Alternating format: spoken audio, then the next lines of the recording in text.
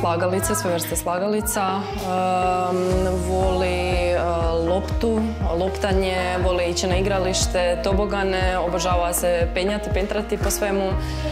Izuzetno je topla i vedra, ima poteškoće u razvoju u vidu senzorike, najviše orofacijalne, potpuno je verbalna, kognitivno top. Voli se igrati, voli ići umorit.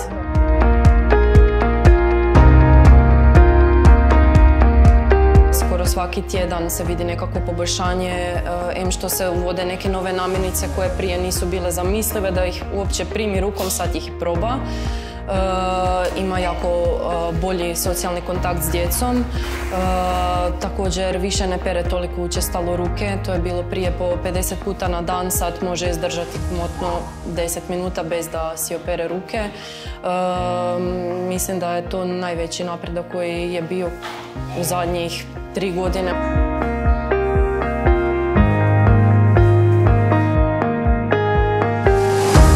Zapravo je i bogatstvo te senzorne terapije baš u tome što djetetu sve ovo izgleda kao igra, a u pozadini je zapravo puno više od same igre, zato što kroz ove terapijske postupke mi potičemo i emocionalni i komunikacijski razvoj i potičemo tu samoregulaciju koja je izuzetno važna uopće za učenje nekih novih stvari.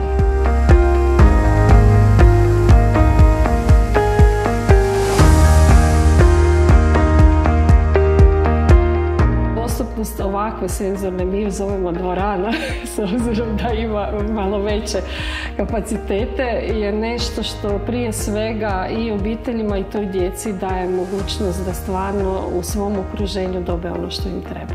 To što imamo tako prekrasno, lijepo opremljenu dvoranu nas znači sve. Ne moramo više putovati u Zagreb, iz financijske i vremenske perspektive gledano, jako nam puno to znači.